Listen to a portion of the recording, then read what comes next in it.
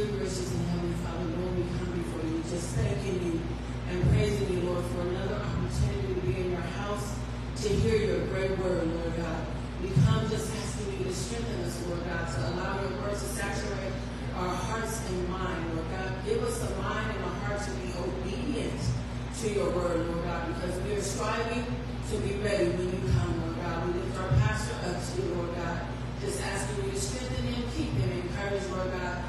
Speak through him, Lord God, like only you can. Use him for your glory. Hallelujah. Lord, you saw the hands that were raised. Hallelujah. You know the hearts and minds of your people, the needs, Lord. We ask you to meet our needs. Help us to mature spiritually. We know that you're a provider and a protector, and that most of all, you are our Savior and Lord. And we are very grateful to you, Lord God.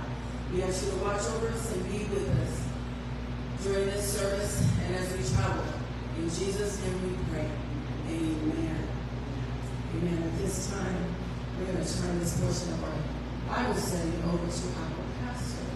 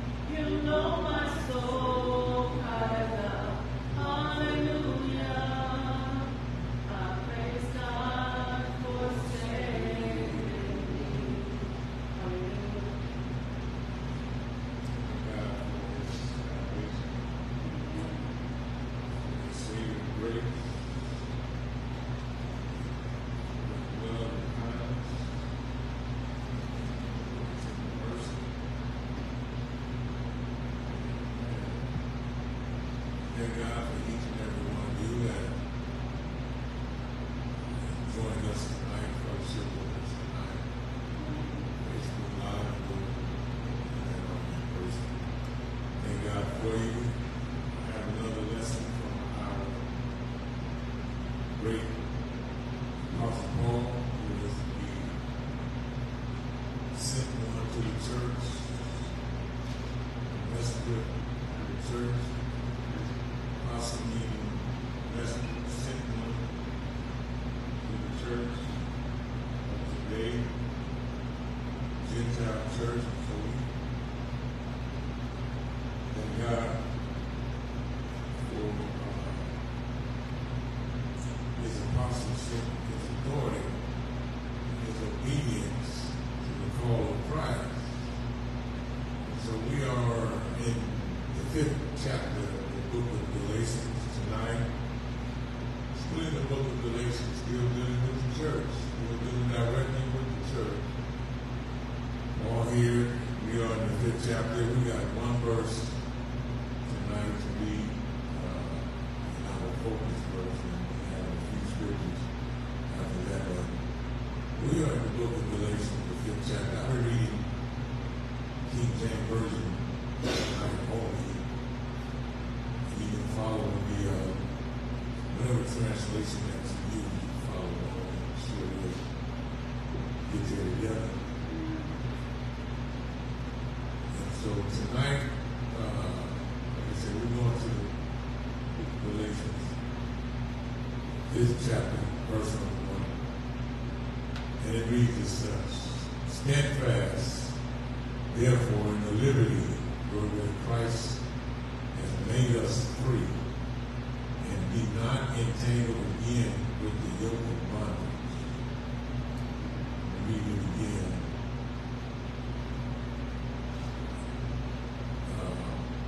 Stand fast. Put an asterisk there. We'll break that down at the end. Read it again. Stand fast, therefore, in liberty wherewith Christ has made us free, and be not entangled again with the yoke of bondage. Stand fast, Paul is telling them to remain firm or remain unyielding in the liberty. Stand firm or remain unyielding in the liberty where Christ has made us free. Talking about the body of Christ, talking about the church. The church has been liberated in Christ. We have been made free in Christ. And so our thought tonight is be not entangled again with the yoke of bondage. Be not entangled again. And we have to give earnest heed to the significance of the Word of God. We cannot just read it as literature and just keep running. We have to take heed. We have to give earnest heed to the fact that the Lord is compelling you and I to be not entangled again with the yoke of bondage. Paul is telling the church to stand fast and firm, remain unyielding in your liberty. Christ has set us free. And so we are urged, or we are encouraged to remain free. And so that's what we're dealing with tonight. And let me pray with that. Be gracious to Heavenly Father. Precious name of Jesus, we come tonight just thanking you once again for your tender mercy and your kindness. Thank you for the word that you've given us. We pray that you will open up our hearts, our minds, our understanding, and we will be what you have purposed us to be. And we are preparing for your return. Thank you. We pray you glorify you in Jesus' name. Amen. Amen. Fifth chapter of Galatians. Now, let's break this text down. Like I said, we only dealing with just one text and focus text. And so Paul is encouraging the church at Galatians, the Galatian church. And so you and I, as part of the church, as part of the body of Christ, we must give earnest heed to every epistle that is written to the church. And so he's telling them to stand fast, therefore, in the liberty wherewith Christ has made us free. And he said, and be not entangled again with the yoke of bondage. Now that word entangled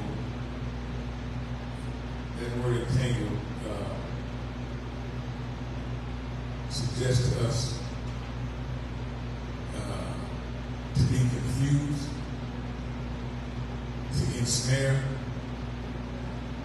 involved in an undesirable situation from which it is hard to escape or trapped. That word bondage suggests to us to enslave, servant, bond, chains, imprisonment, captivity, subjection to a force, power, or influence. And that word yoke suggests to us pair, harness, collar, fasten. so Paul is letting the church know here that we must, as the body of Christ, we must stand firm. We must be unyielding in the liberty where Christ has not only liberated us, but he has delivered us. He has delivered us from the scripture called, what the scripture calls the yoke of bondage. The scripture is calling the yoke. The scripture is talking about the law. It's talking to the Galatian church. And the Lord has and Paul has let them know that the Lord has liberated us from the yoke of bondage, which he is referring to the law. The law was the yoke of bondage. Law of bondage. And so Christ in his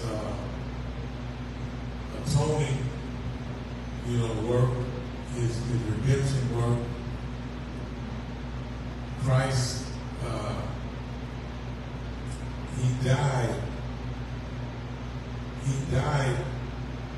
to the law. He died to the law.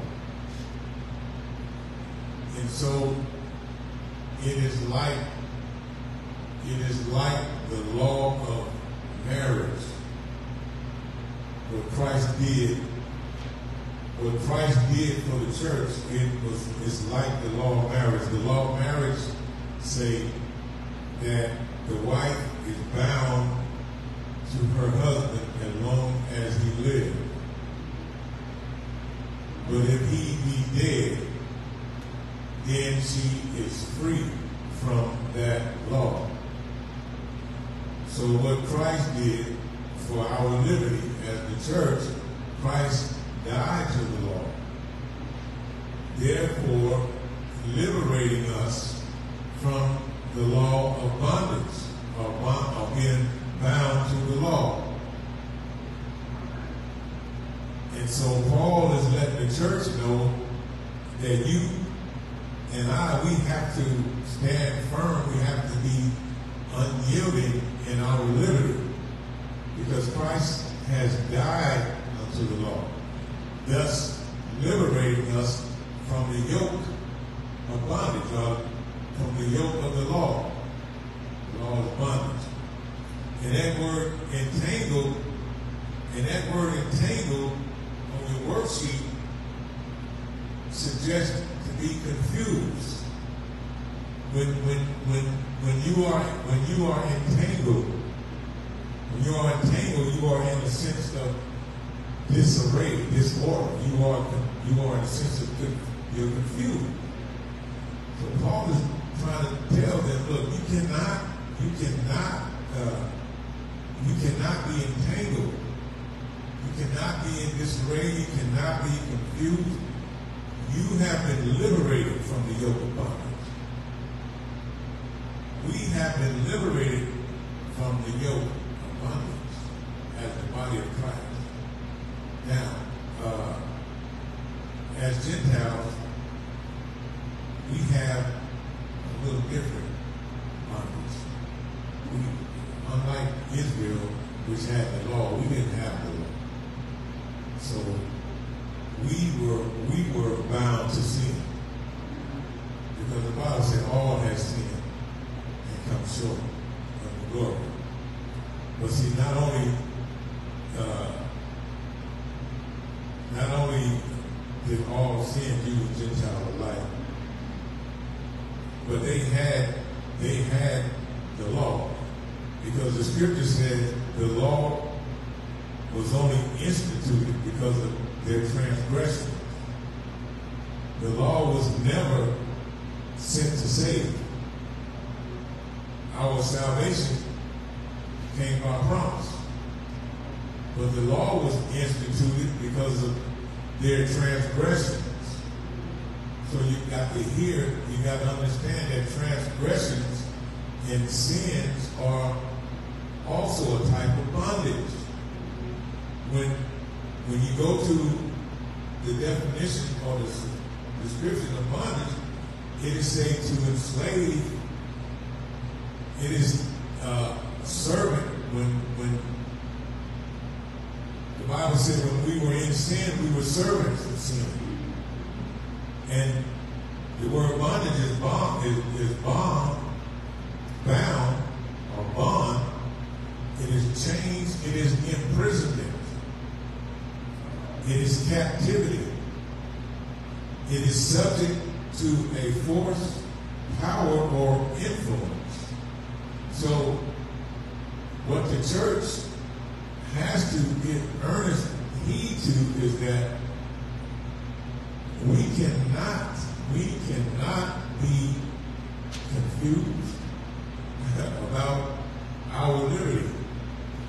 We cannot be ensnared. We cannot be involved. Talking about entangled. We cannot be involved in an undesirable situation from which it is hard to escape or trap. Jesus is telling us, telling the church, be not entangled again. Be not entangled again. Because we were all under sin. We were all under death. We were all under sin because of Adam. And so he came, amen, to liberate us, to not only liberate us, but to deliver us. He came and he died to sin that we could be married to Christ. You got to hear what the Spirit is saying to the church. And so many of us are entangled by means of disarray or confused because we have not yet grasped the fact that this is why we have salvation. Some of us are being entangled again with the yoke of bondage because we think it's going to our works. Israel, this is what Paul is dealing with the Galatians about. They are resorting back to circumcision and many other different things. When the truth of the matter is, Christ is the one that liberated us. Christ is the one that delivered us. Christ is the one that brought grace and truth. He brought our salvation.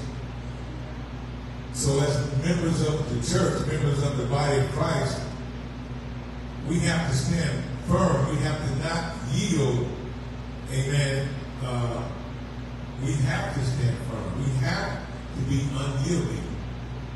And we have to understand and be not entangled again in the yoke of bondage, or be not paired, or be not harnessed with slavery or servant of sin.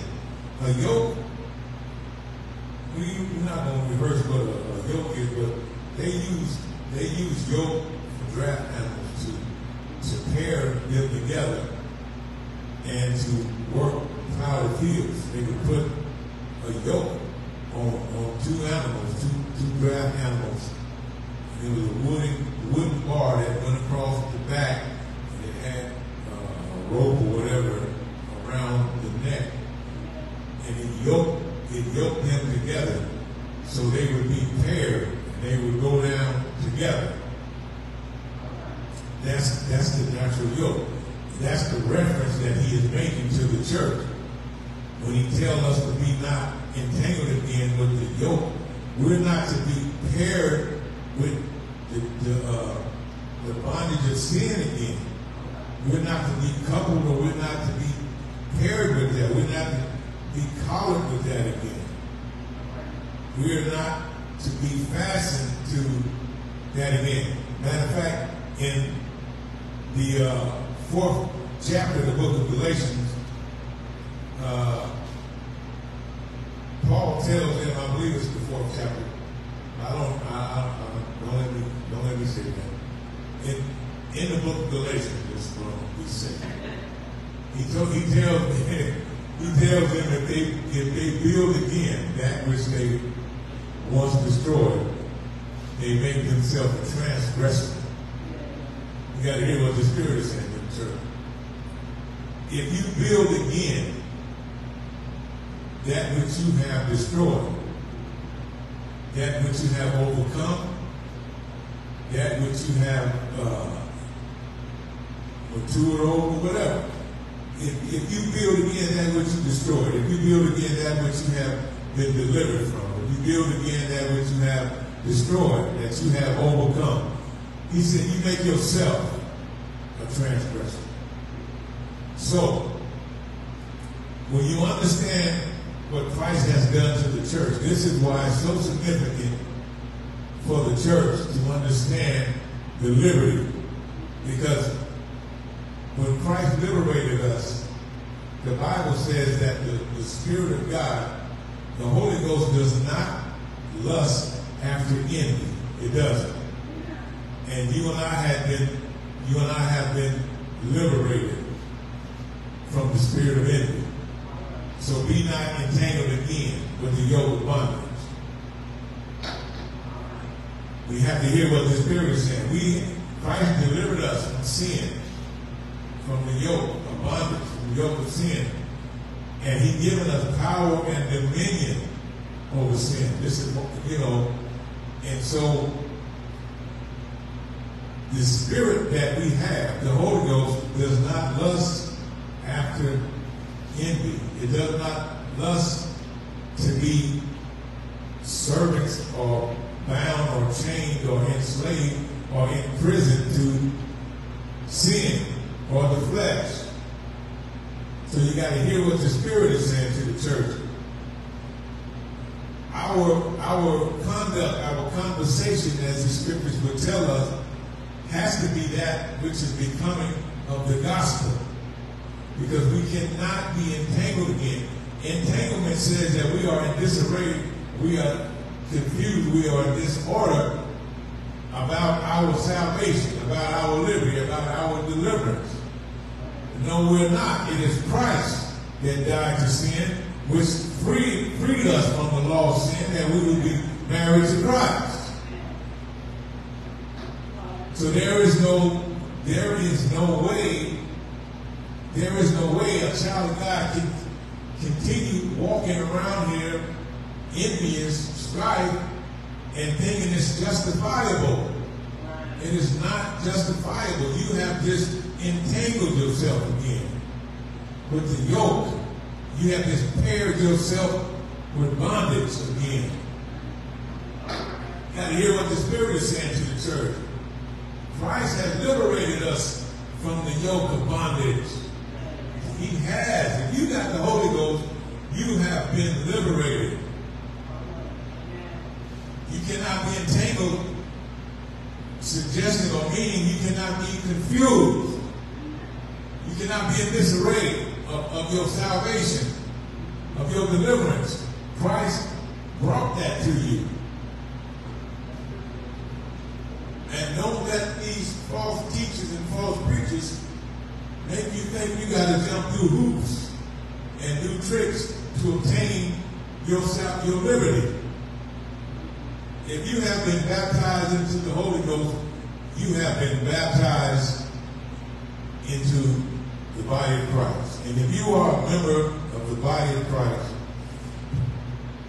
then you have been liberated from the yoke of bondage. And the Scripture will tell you that what dwells in your heart is the Spirit of the Son of God, the Spirit of adoption, the Son of God, whereby you cry, Abba, Father. Moving on. Galatians 4:9.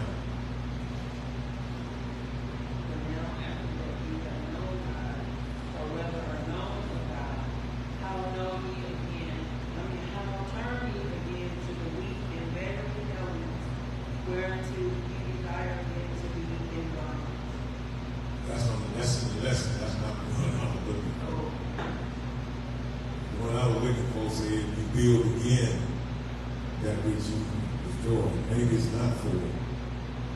Maybe it's free. I don't know, but that which you destroy. Maybe it's 2, who knows? Yes, it's the 2nd chapter of Galatians, the 18th verse. It says, for if I build again the things which I destroyed, I make myself a transgressor. This is why you are encouraged to not be entangled again. But Galatians 4 and 9 is in our lesson. So we just jumped the gun. That's all good. It's in the lesson. Let us get in the lesson.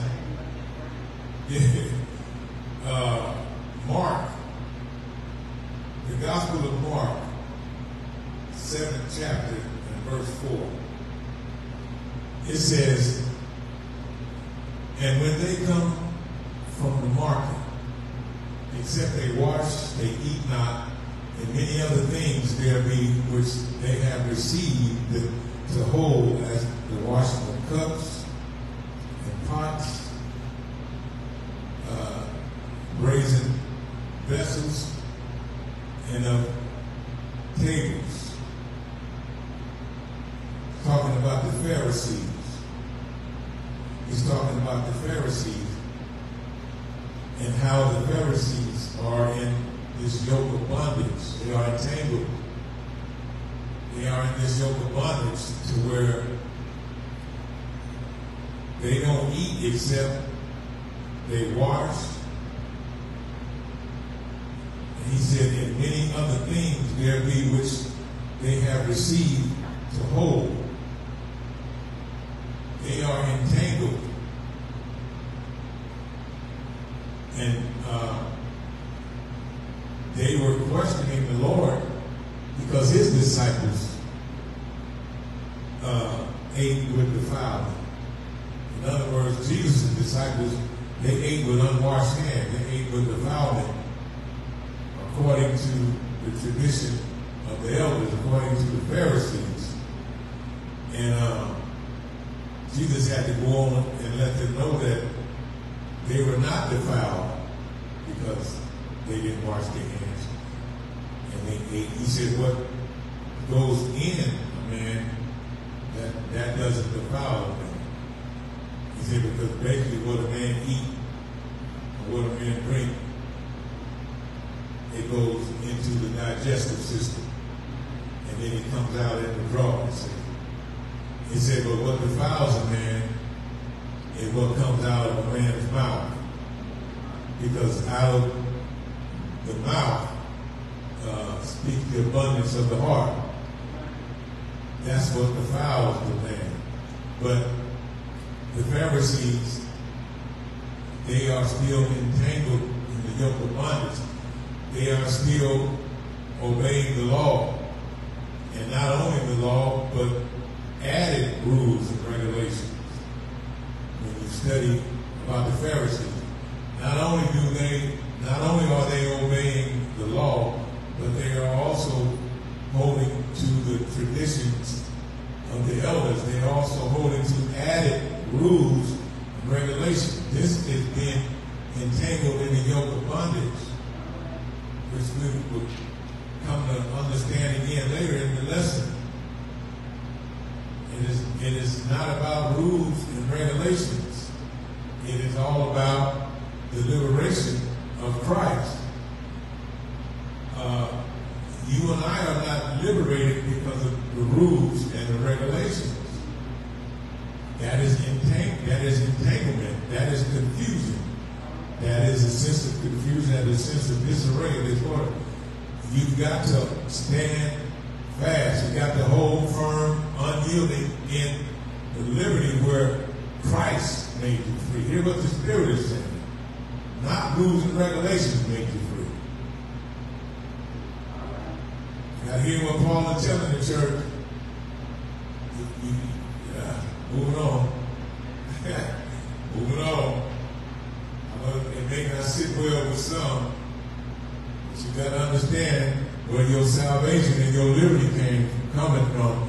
It came from the atoning, redemptive work of Jesus Christ. This is why you and I have power and dominion over sin, because we have gone down. In the name of our Lord Jesus Christ.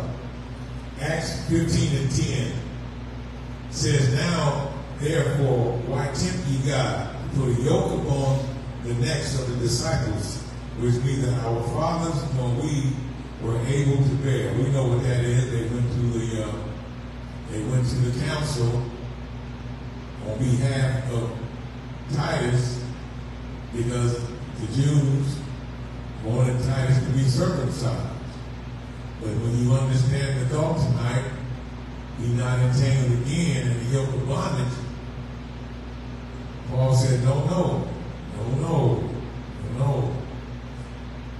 He went to the council and he explained to the council that Titus was a Greek, not having that law of circumcision. And so, not only that, but they have, at this point, they had been liberated from the yoke of bondage. And so they cannot be entangled again with it. It was the Spirit he sent to the church. And I think it's Peter and James, John, I think Peter, James, and John. I know James was there, I know Peter was there. And Peter explained that Peter explained, why are you trying to test God? That word tempt, when he said tempt you God. Study said, he's saying, why are you trying to test God? To put a yoke, to put a harness on, to put a collar on, to fasten.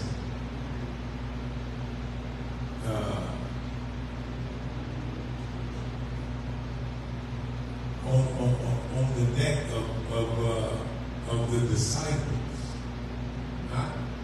not the disciples, not a follower of Christ. You can't put the yoke of bondage on the follower of Christ. We're liberated in Christ. You got to hear what the Spirit said. He said, no, we can't go beyond the Holy Ghost and put a yoke upon the necks of the disciples, which neither our fathers nor we were able to bear. Jesus Christ was the only one that fulfilled the law. No one else could fulfill the law. Jesus Christ fulfilled the law. He said, think it not that I come to destroy the law, but to fulfill the law. It's the Bible. He didn't come to destroy the law or the prophets. He came to fulfill the law.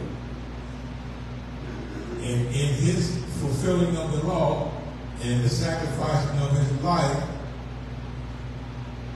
he liberated us from the law or the yoke of bondage, therefore making us free to be married to Christ.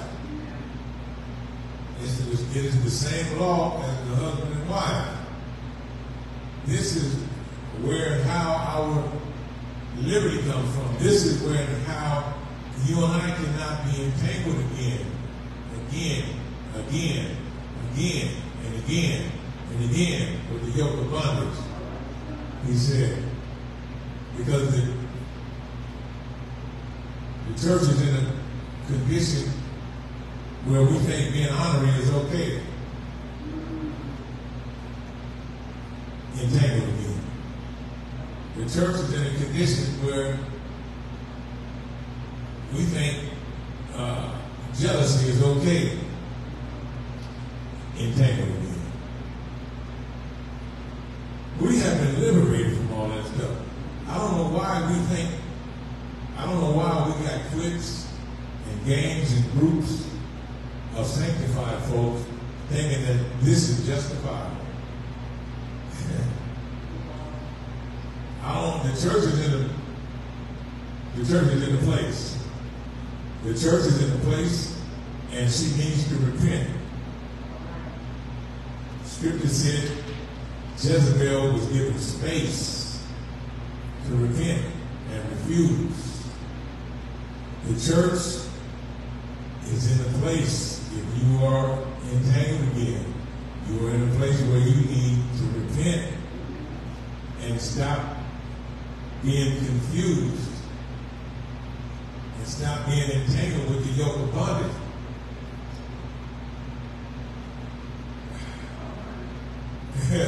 Christ, all that work Christ did to liberate us, to free us from the bondage of sin and death and shame and guilt and all this stuff that he did for us. And yet we walk around proud lifted, thinking we justified and hating and will stand and tell people, well, I can't stand so-and-so and so-and-so. God is working on me. No, God ain't working on me. Woo, and don't misunderstand what I'm saying. God ain't working on you. God is long-suffering and God is patient. But you got to work on that yourself. God has gave you the spirit to overcome that. He ain't working on you. You got to work on you. He done gave you the Holy Ghost. He gave you He gave you love, joy, peace, long suffering. He gave you the fruit of the Spirit. He ain't working on you. You got to work on you. You got it. You ain't justified in the eyes of God when he's still working on me. You see how it has become the norm in the church, these little slick sayings. You know what? Let us jump down to Ephesians. Let us, right, on that note, let us jump down to Ephesians 4:14. Let us jump down to Ephesians 4:14. It said that we henceforth be no more children, tossed to and fro, and carried about with every wind of doctrine, by the sleight of men. See the asterisk that slight? We're going to catch it in a minute. And cunning craftiness, whereby they lay in wait to deceive. That asterisk, that slight, is deception or fraud. Deception or fraud. Now, he tells the church, he tells the church that we henceforth, that we from now on, be no more children, tossed to and fro, and carried about with every wind of doctrine. Doctrine is teaching. We cannot be carried or moved or carried around with every teaching, especially the teaching that tells you, well, you know, the Lord ain't through working on you yet. I said, since we was there, we might as well jump on down there. Because listen to what he's telling you and I. He was saying, let us be no more children. It is time to get over some stuff. As the body of Christ, Paul said, when I was a child, I thought like a child. I behaved like a child. He said, well, when I became a man, I put away childish things.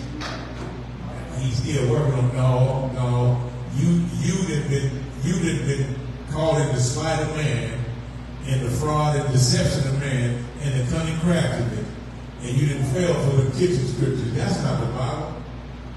God has delivered you. God has liberated you. And he told you and I not to be entangled again with the yoke of bondage, not to be paired, not to be coupled or harnessed with imprisonment or slavery to sin. This is what the bondage means. He ain't through working on me. Okay. He's long-suffering. He's patient. He's kind. But you and I have the power to overcome everything that is not like Christ. Because the Holy Ghost brings everything that exalts itself against it under subjection. He ain't doing me yet. Y'all, you didn't got caught up in the sleight of men. You didn't got caught up in the fraud or the deception of men and the cunning craftiness. This is why you can't listen to everybody's teaching, everybody's doctrine. You got to hear what the Spirit is saying to the church. The church is urged not to be entangled again. That is to say that the Lord don't have the power to deliver you, so to speak. He working on you. What you mean he working on you? Listen.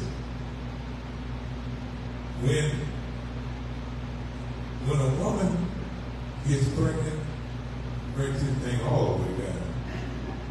When a woman gets pregnant, and if it's a normal pregnancy, and if it goes the normal distance, 9 months later, she gonna what? Right, but what do we call it? She gonna deliver. Stay with me. 9 months later, she gonna deliver a child. 9 months later, she gonna deliver a child. And when that child is delivered, she through working with it. When you've been delivered, you have been brought forth. When you've been delivered, you have been brought forth. That's it. You will, if you remain healthy and normal and so forth and on, you will grow, continue to grow, continue to grow. So ain't nobody delivering you no more. You got to hear what the Spirit is saying to the church. But you've got to go through, I don't know all the stages, the infant, toddler, whatever, I don't know all the stages. Boy, girl, teenager, young adult, you got to go through it. You got to go through it. But after you've been brought forth, after you've been delivered, at no point you can say, well, she ain't delivered me yet. Yes, she do. You didn't been delivered. This is what he's talking about. We have been tossed to and fro by every wind of doctrine, every wind of teaching. These false teachers and your favorite false bishops and all them good people, and they got a revelation. They give you a revelation, and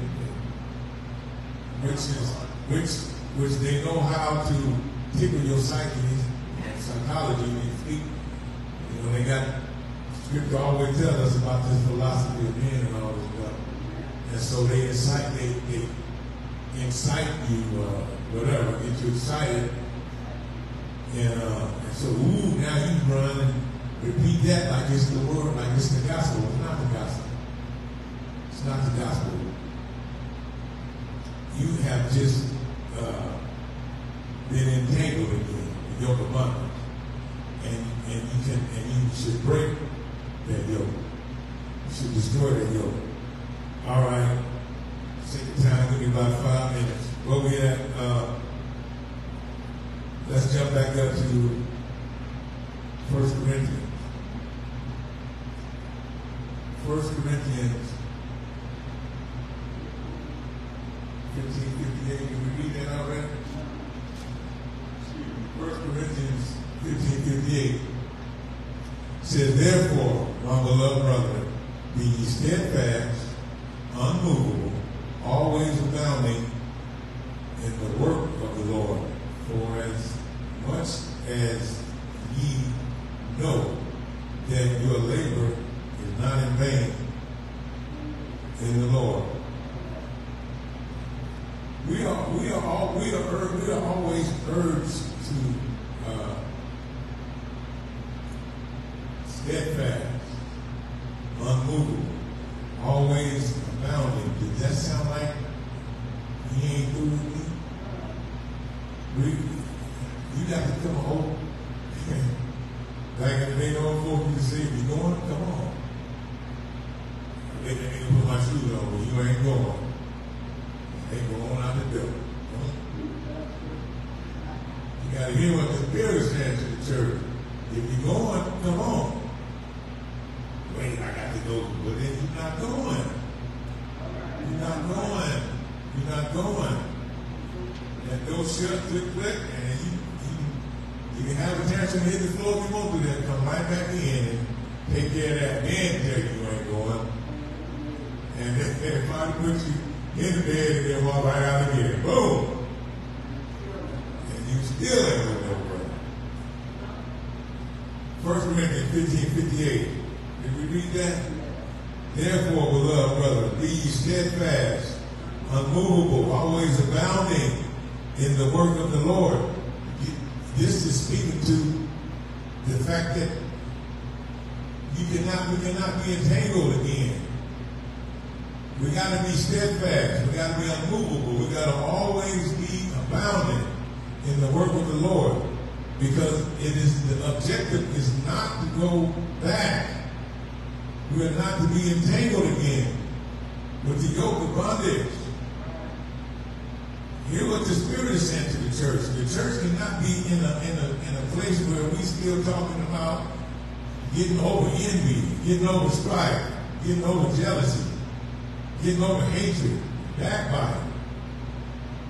Scripture tells us to put those things away. Put those things away. Those things are connected. Those things are connected to the old man, the flesh.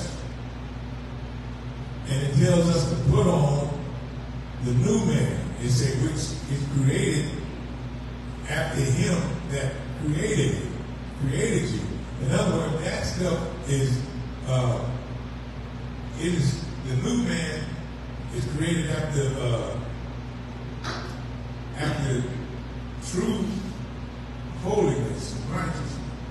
The new man is steadfast, unmovable, always abounding in the work of the Lord. For as much as ye know that your labor is not in vain in the Lord. The Lord is not unjust or unfaithful or unjust to forget your labor of love. It doesn't matter how people knock you down. People knock you down, but the Lord will recompense them that. So you stay down this long enough. You stay down as long as you need to get up. But don't worry about vengeance, because God is going to recompense them that knock you down. That's not your job. You cannot go back and be entangled in the yoke of bondage. I heard the bishop the other day say, sent it to my wife too. I heard the bishop the other day say, you can't praise God and take God's place too. So how can you praise God if you take God's place? You can't. You can't praise God and take his place at the same time.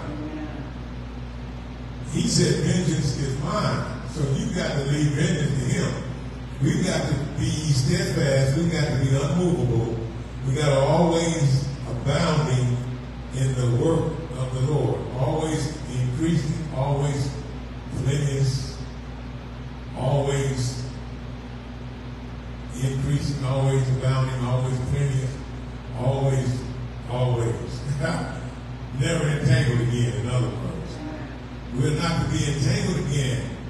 And that is not a justifiable condition. As a church, we have to repent from that. We've got to repent from that. We've got to. Where are we at now? 2 and 4, Galatians 2 and 4. And that because of false brethren unawares brought in, who came in privately to spy out our liberty, which we have in Christ Jesus, that they might bring us into bondage. He's still talking to the Galatians about dealing with the false brethren, the false apostles, the false teachers, the false preachers. And he said they snuck in unaware. They snuck in unaware. They snuck in unaware privately to spy out our liberty. People are watching you. He said, which we have in Christ Jesus, that they might bring us into bondage. They are spying out your liberty.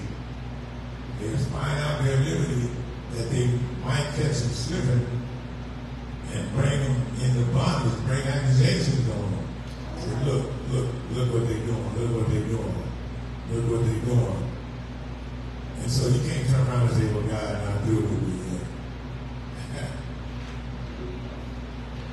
He said in that because the false brethren, unaware, brought in, who came in privately to spy out our liberty, which we have in Christ Jesus, that they might bring us into bondage. That's your Bible tells you the enemy coming not but for to steal, kill, and to destroy. This is all the false teachers are doing. Sleight of hand or deception, cunning craftiness. They're trying to catch you slipping so they can bring you into bondage. They can bring you into captivity. They can enslave you. You got to hear what the Spirit is saying to the church. But we are urged to be not entangled again.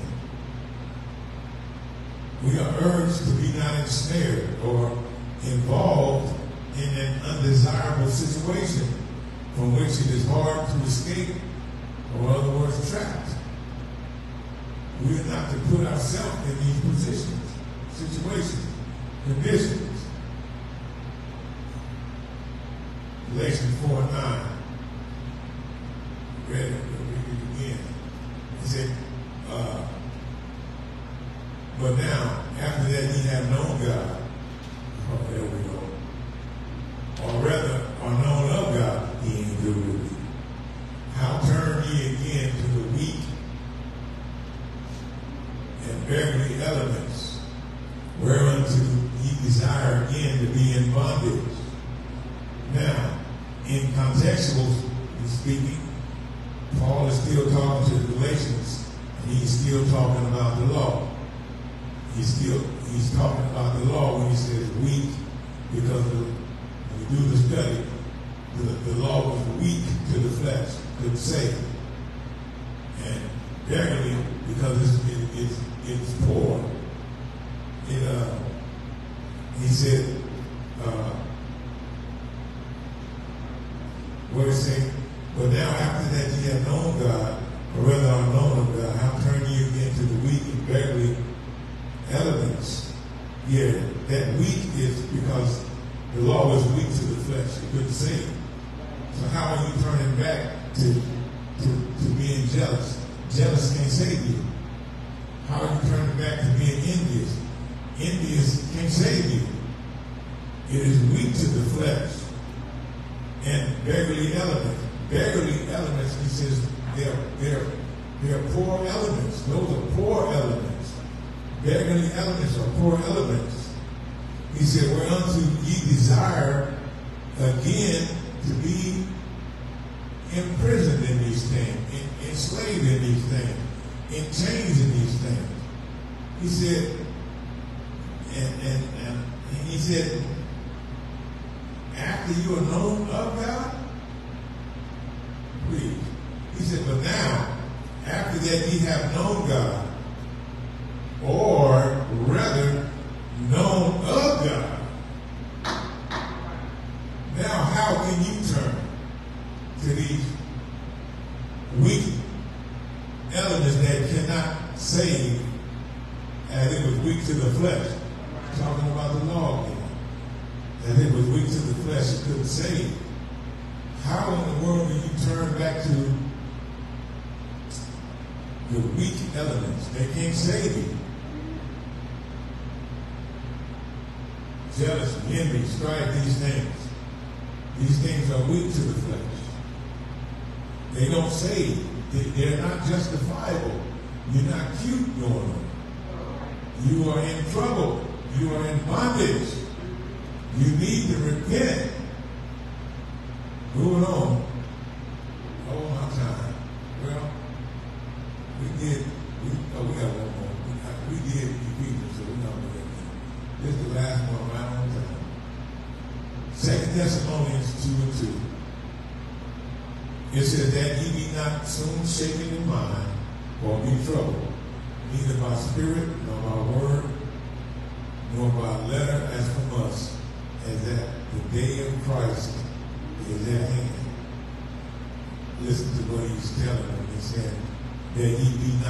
shaken in mind, or be troubled. Talking about being entangled, talking about being confused, disarray. They were confused about the day of the Lord. This is what they dealing with in Thessalonians. Some of them thought that the day of the Lord had already happened, that the Lord had already come.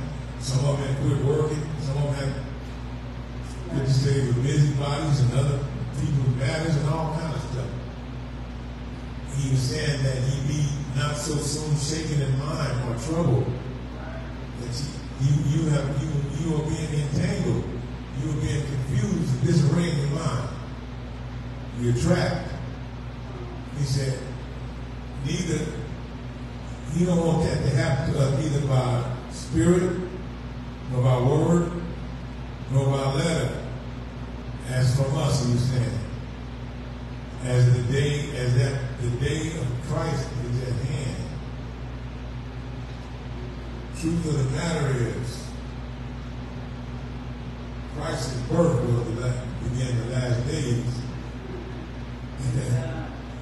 The birth of Christ begun the last days. And his life, death, his burial, and his resurrection, and his ascension, and now he's coming back. And Paul is trying to tell them that that has not happened yet. The day of the Lord has not began yet. But they were entangled, they were disarray, they were confused in their mind and in their thinking. And so our thought tonight is we cannot be entangled again with the yoke of bondage. We cannot be paired or coupled with sin. We cannot be paired together again with sin. We have been liberated from sin. There is no justifiable sin for you and I. Scripture says, especially those of us who are known of God now. We're known of God. Well, God ain't deal with me. You better read your Bible and stop dealing with the sleight of man. Stop dealing with the fraud and the perception of man and his cunning craftiness because of his influence, because of his eloquence of speech, and because you like to hear them tell you where they studied at, and so forth and on, and so you eat it up like a baby chick. You just eat it up. But the church was having that issue then, and it's having it now. This is not new. The disciples said the false apostles went out with them. When they went out with them. And so, as it is always, we encourage you to repent and be baptized in the name of Jesus Christ for the remission of the sins. And allow the Lord to fill you with the Holy Ghost. It takes the anointing of the Holy Ghost. It takes the baptism of the Holy Ghost in order to destroy the yoke. The Bible said it's the anointing that destroys the yoke. It takes the power of the Holy Ghost. He said that you shall receive power after that the Holy Ghost has come upon you. And so don't reject the Holy Ghost. Don't refuse the Holy Ghost. Don't run from the Holy Ghost. And if the Lord is calling you, if the calling of the Lord is on your life, then he's calling you into the body of Christ. He's calling you into the image of his Son. And in order to do that, he has to put his Spirit in you. He has to put his Spirit in you in order for you to become a son of God. This is what he is calling you to. He's calling people, his creation, back into the sonship. We lost that in Adam. We lost that in Adam. So don't be calling the slight of man on the deception of the fraud of man. He's telling you, man is telling you that you are saved and you have not had any experience with Christ. You have not known Christ in any way, whether by water baptism or baptism of the Holy Ghost. That is a false salvation. We have to be born again of water and spirit. We have to be born again of water and spirit. We have to be regenerated. We have to be. Flesh and blood does not inherit the kingdom of God. You and I will never make eternal life in our carnal state. Flesh and blood will not do it. We have to put on the image of his son. And that is spiritual image.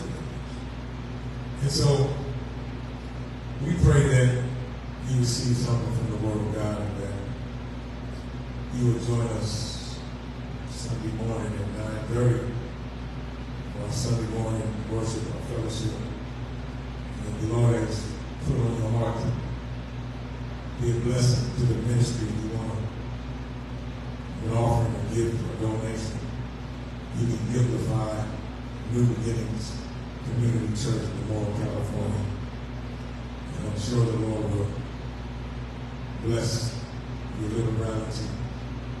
Thank God for He knows that He loves us and we are past our time. Bow heads.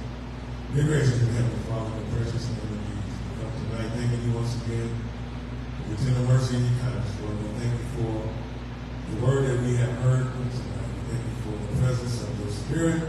We pray, Lord, that you would move on each and every one of us according to your will, according to our needs. Take us from this place, Lord, never from your presence. Assemble us together again at the appointed time.